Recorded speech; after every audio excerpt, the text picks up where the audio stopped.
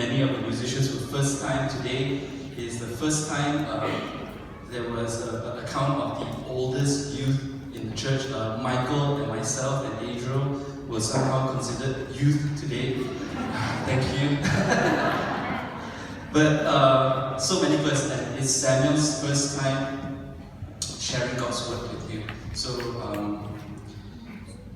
do you realize that what Raylan was saying, that we need to listen to the youths a lot more? Do you realize that they actually listen to us so much they listen to us as adults so much that when we ask them to conduct a service, a worship service, right? They did exactly the same thing as how we would run it. So if you think your youth are not listening to you, no, they are looking at every single thing you do and every word you say, because you sounded exactly like how our chaplain sound every Sunday. I think we need to listen better.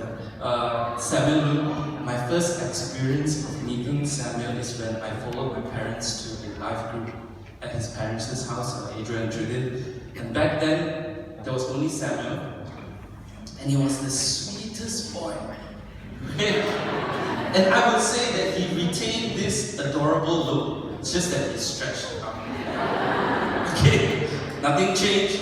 He's just he's stretched out vertically because somehow or other he's adverse to gravity and he continues to defy gravity, while the rest of us are challenged by it. Okay, I've taught Samuel through his childhood in various times of his life, and Samuel is one of those students that has always something to say.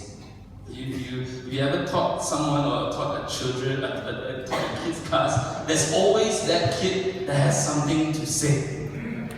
Okay, you know those type of students, but as a teacher, we have no choice. We will let the student say. And sometimes to listen. And some of the things that our students say will always amaze us and humble us. And it's something that we can learn from. So with that, I believe God is going to use Samuel to say something to us today. And it is one of those things that we have to listen. Okay, we have to listen to the Spirit who is putting these words in our brother Samuel. So before you begin, can you read for us Revelation 7? Okay, if you have your Bibles, let's read it together. I'll pass it right now to Samuel. Okay, this is the NIV version, New International Version of the Bible. Revelation chapter 7, verses 1 to 17. After this, I saw 4 angels standing at the 4 corners of the earth, holding back the 4 winds of the earth to prevent any wind from blowing on the land or on the sea or on any tree. Then I saw another angel coming up from the east, having the seal of the living God. He called out in a loud voice to the 4 angels who had been given power to harm the land and the sea. Do not harm the land or the sea or the trees until we put a seal on the foreheads of the servants of our God. Then I heard the number of those who were sealed, 144,000 from all the tribes of Israel. From the tribe of Judah, 12,000 were sealed. From the tribe of Reuben, 12,000. From the tribe of Gad, 12,000. From the tribe of Asher, 12,000. From the tribe of Naphtali, 12,000. From the tribe of Manasseh, 12,000. From the tribe of Simeon, 12,000. From the tribe of Levi, 12,000. From the tribe of Issachar, 12,000. From the tribe of Zebulun, 12,000. From the tribe of Joseph, 12,000. From the tribe of Benjamin, 12,000. After this I looked, and there before me was a great multitude that no one could count, from every nation, tribe, people, and language, standing before the throne and in front of the Lamb. They were wearing white robes and were holding palm branches in their hands. And they cried out in a loud voice, "Salvation belongs to our God, who sits on the throne, and to the Lamb." All the angels were standing around the throne and around the elders and the 4 living creatures. They fell down on their faces before the throne and worshipped God, saying, "Amen, praise and glory and wisdom and thanks and honor and power and strength be to our God forever and ever. Amen." Then one of the elders asked me, these in white robes, who are they and where did they come from? I answered, "Sir, you know." And he said, These are they who have come out of the great tribulation. They have washed their robes and made them white in the blood of the Lamb. Therefore, they are before the throne of God and serve Him day and night in His temple. And He who sits on the throne will spread His tent over them. Never again will they hunger, never again will they thirst. The sun will not beat upon them, nor any scorching heat. The Lamb at the center of the throne will be their shepherd. He will lead them to springs of living water, and God will wipe away every tear from their eyes.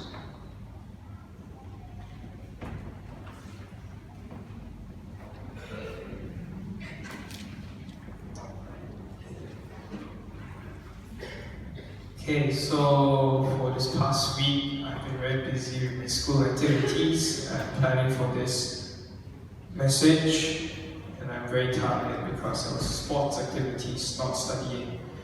So, firstly, I would like to begin and read from the script, not improvise. Okay, when I first started reading the book of Revelation, I just took it as it is. Such as an actual white horse coming down from heaven, or probably an actual real-life dragon later on in the book. To me, this book was more of how the world was going to end and what literally was going to happen as stated in the book. But we are going to be looking to chapter 7 for today on how it changed my perspective of the book of Revelation and what it is about. As I began to look deeper into what Revelation chapter 7 was trying to tell me, I realized that whatever John was writing down was a vision that he's witnessing. And that there is a greater meaning behind all that he is seeing and writing down. First things first, when John stated that 144,000 from the tribe of Israel, that is 12,000 from every tribe of Israel, doesn't exactly mean that only 144,000 were sealed and allowed to heaven. So where's the rest of us, right? And so I just looked up, from Pastor Tim, so my mom's commentary books on the book of Revelation. It is rather just a symbolic meaning that a multiplication of 12 by 1,000 emphasizes totality and fullness. That means completion, and that it's there. And the 144,000 represents God's people arrayed in battle formation.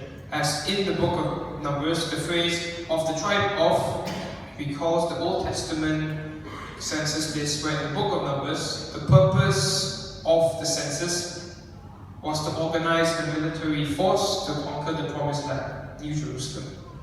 Besides that, the second part of chapter 7 states that John saw a great multitude, which contradicts what was stated in the beginning of chapter 7. Because 144,000, a great multitude, uncountable. We learned that yesterday about contradiction in youth, such as Hope's Club, every Saturday. This great multitude of whom the Lord has sealed is the new Israel from every tribe and every tongue, which is God's chosen people, clothed in white robes, washed clean by the blood of the Lamb, like how the priests back in the Old Testament sacrificed lambs to consecrate the priests, as you can read the Old Testament from Exodus. An interesting fact which I had noticed in my study of chapter 7 of the book of Revelation is that when they listed the tribes of Israel, they started out with Judah first instead of Reuben. Because Jesus was the descendant of Judah and is named the Lion of Judah. And besides that, Reuben had disappointed his father Jacob with many terrible and irresponsible acts back in the book of Genesis. Moving on from there, we see that John saw the great multitude praising the Lamb that was on the throne, and that the Lamb was a shepherd that would lead the great multitude to springs of living water and take good care of us, just like how David stated it in Psalms 23. Moving on from what I've discovered from studying this wonderful chapter, I have definitely stumbled upon certain challenges in reading and understanding what John's vision meant. With the help of Pastor Timothy and some more commentaries, I was able to grasp what John understood when he saw the visions in the book of Revelation. First of all, I have always taken the Bible literally and believed what was written without understanding the meaning or message behind the stories and passages. So I just took for whatever it states and just believed it for a very long time. For example, the 144,000 from the tribe of Israel being sealed, and the horse being summoned when Jesus had broken the seals in chapter 6. But this made me learn how to not take the Bible too literally. If not, it wouldn't make any sense at all, because it doesn't, and would be misinterpreted and misunderstood by many, and I would just be lying to myself for eternity. To further enable us to picture what John is trying to tell us, I'll give an example of what I experienced a few days ago, which is Friday, 8th of November. Firstly, in verse 9, the great multitude stood before the throne in white robes with palm branches in their hands, worshipping the Lamb on the throne. We can picture this as how Jesus entered Jerusalem, where the Jews welcomed him as king by waving palm branches. Besides that, palm branches were given as a reward to those who won a race in Rome. That's where Pastor Timothy comes in, which can show that we need to hold on to our faith in the Lord Jesus and run the race until the time comes where the 4 angels pull back the winds. When the 4 corners of the earth and the winds aren't actually winds, but rather God's judgment that were on pause until that all of God's servants, particularly all of us, were sealed. Miraculously, 2 days ago, a frisbee team, I played frisbee, it's pretty cool. We were champions of our school's in-house games, so I'll explain more. So the story goes like this. It was late in the afternoon, sun was up, our opponent was 1 point ahead of us, and we were close to winning, but we were close to losing as well. So we were running everywhere, and we didn't know what time it was till the game ends. So ran to my opponent's end zone, caught the disc. Then I was told that I caught the disc a split second before the game ended. If it were to end, the score would be 4 for my opponent, 3 for my team. So we would have lost. But instead, I tied up the match, and we were able to carry on for 1 more point. So we all rejoiced.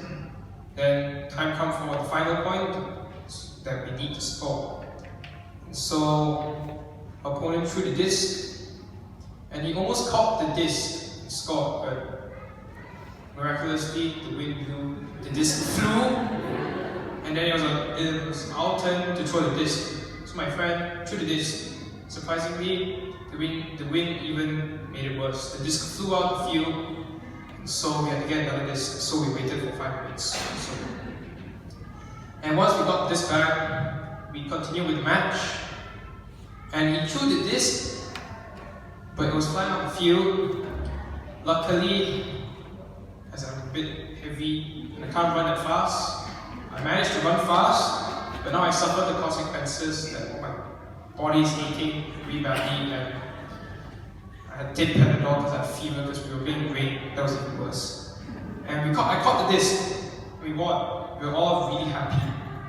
And we were rejoicing, and we thank God. So we can tie this back to what palm branches in verse 9 to 10, that we should complete the race, and at the end, we'll be able to rejoice in heaven forever and ever, eternity, because I kept remembering that moment when I caught the disc and we won. It keeps me happy all the time. So we should maintain our faith and continue suffering His judgments till God comes back and we can rejoice forever. Thank you.